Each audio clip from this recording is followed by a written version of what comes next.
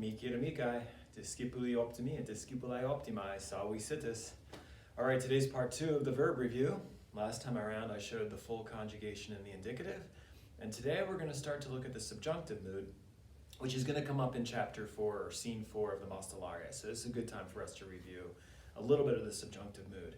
Once again, just present tense today. So what's subjunctive mood?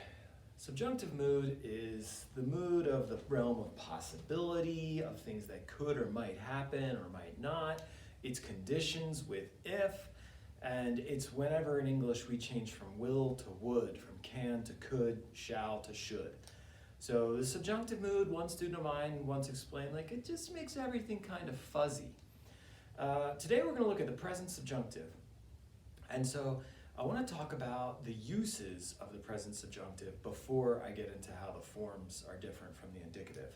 And we're going to see 3 uses of subjunctive mood. I'm naming them hortatory, jussive, and a future less vivid. Okay. So here are 3 uses that we're going to see the present subjunctive verbs doing. Hortatory and jussive are when the verb is simply subjunctive by itself in a simple sentence. A future less vivid is a condition where the sentence has at least 2 parts, an if and a then. Okay, the hortatory only occurs in first person, and it's going to translate let me, or much more commonly in the plural, let's. And so when you're getting ready to leave in the morning and your mom says, hurry up and get in the car, and you go, wait, let me just get you're not really giving your mom an order. You're kind of asking and kind of telling at the same time. You're actually, with the hortatory, you are exhorting, urging, cheering on somebody to say like, well, let me just do this before we go, or let's have a look, or let's be happy today, or let's be friends. All that would be the hortatory, the exhortation, the urging, the encouraging form of the verb. And so if you see a subjunctive verb by itself in first person, that's probably going to translate with a hortatory usage to say, let's get this together. Now, if it occurs in second person, then we're going to call that one the jussive, or even a little bit more fun, the gentle jussive. Now, jussive comes from the Latin verb jubeo jubere jussi, which means to order. So the jussive is a bit more of a command or an order than the hortatory was. And this one we're going to translate as you should verb. So if I were to say like, okay, very simply, videmus, we see. When I put that into the subjunctive and it becomes videamus, let's have a look. Let's look at this. Let's see. And if I put it into the second person jussive, videas, you should look at that. Videatis, you should look at this thing. You can make it passive as well. You could say videamini, you should be seen. And then the third way that you'll see this used is in a condition. And we call a condition with present subjunctives a future less vivid, also called more friendly, a should, would condition. If you should say, Mr. Smith is the greatest Latin teacher, I know you didn't do it, but if you should say that, if it were to happen, well then I would be mightily pleased. If Mrs. Miller should see you out of dress code, you would get a pink referral. Did she see you? Is it going to happen? No, it might happen in the future, but it's really not a vivid image in my mind. It's all kind of fuzzy. If this should happen, if it should be really smoky today at lunch, so far so good, but if it should happen in some not so vivid future, then we would probably want to stay inside at lunchtime. So after I've done the conjugation, we'll come back and look at these as examples. Okay, how is it formed? The present subjunctive is formed with a vowel change. And so first conjugation verbs, the A verbs, let's do 1, 2, 3, and 4 for the 4 groups of verbs. We have A verbs in first, long E verbs in second, short E verbs in third, and long I verbs in fourth. For example, amare, videre, mittere, and audire would be examples of those 4 conjugations. The vowels will change in the subjunctive, and so A is going to change to E. E in second changes to EA. The short E becomes A, and the I to IA. There's a couple mnemonics or memory devices we can use to remember this pattern. I like, we eat caviar. Reminds me first, second, third, and fourth vowel changes. People also sometimes use we hear a giant, or we fear a giant. We eat a giant.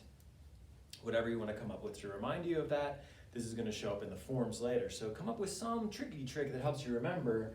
But I like we eat caviar because it makes me feel elegant and snobby about my food selections.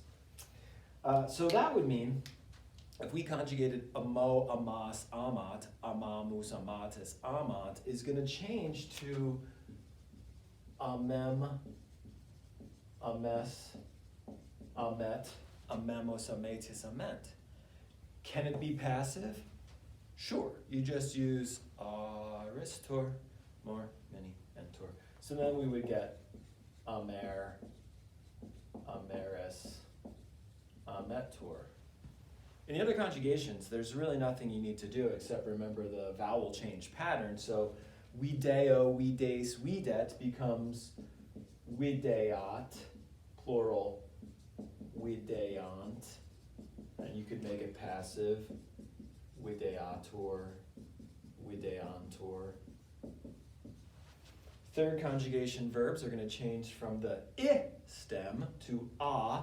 So mito, mitis, mitit becomes mitam, mitas, mitat. And in the passive, mitar, mitars, mitator. And then fourth, for example, we could use audio. We'd say audio, audis, audit becomes audiam. I would hear audias. You should hear audiat. Let him hear. Okay, so these are the forms of the conjugation. It's just that vowel change using the normal endings. And now let me give you just a few examples of these in the wild, as we say. So consider, for example, the verb let's be happy, or to be happy. You could say we are happy is gaudemus. And now those of you who had me in 7th grade, all you 10th graders, you might remember we had a little song where instead of we are happy, the song went let's be happy, and gaudemus changed to, I can hear Zach McIntyre at home right now starting to sing gaudeamus, gaudeamus, gaudeamus, hodie. Right? So there's the difference. We are happy, let's be happy, or we're joyful, let's be joyful. Now, if I wanted to say we are flowering, we are flourishing, then this one would be floremus. We flower, we flourish. What if you want to say let us flourish, or we should flourish? You've heard it before. Floremus changes to our school motto, floreamus. And that's a good opportunity for us to look at the first part of the motto, where if it were normal indicative, you would have fallimore, we falter, we are deceived. By the way, this is one of those deponent verbs that only uses the passive endings. Well, what happens to a third conjugation when it changes to subjunctive? We eat caviar. Okay, third conjugation is the A, so fallimore changes to fallamor. Let us falter so that we can flourish. And these are the uses of that present subjunctive. feel like I had one more in my notes. Oh yeah, this is one that's going to show up in your reading this week in scene 4 is a common phrase. Die, te, amant. That's an name. Or you say, normally you would see amant, they love, but now we have the die, the gods, te, you, they should love or let them love. May the gods love you. And this is sort of an idiom that means like, oh, bless your heart, you're such a good person. May the gods love you, may things go well for you. I sure do approve of the way you're acting. Die te amant. Now this one, I would call this one a jussive usage. I'm almost giving an order. Hey gods, they should love you. The gods should love you. Let the gods love you. Gods, go ahead and love that person. That's the jussive or the gentle jussive, and we would say, may the gods love you. Now again, if it's in first person, amemus et vimamus. Both of these are in the present subjunctive. We'll call that hortatory. It's the urging, the cheerleading. Let us love and let us live. Famous first lines of a Catullus poem, actually reversed. Vivamus ad quamemus. Let us live and let us love. And then if you see it in second person, maybe even with an explanation, there's that jussive, audias, you should listen. So present subjunctive, you can translate it should, you can translate it let's or let me, and then if we see a condition,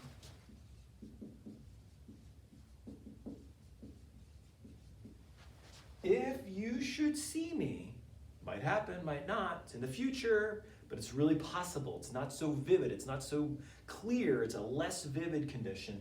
If you should see me at some random time, me ames. Yeah, if you should see me, then you should love me, because I'm a lovable guy. I could even put it into first person, like, amemur. Well, here, let's love, hortatory, now I just made it passive. Let's be loved. Let us be loved. Let us be lovable. I hope that was clear. Feel free to text me or email me with any questions, rather. And you'll do some practice parsing with this one in today's lesson. Walete.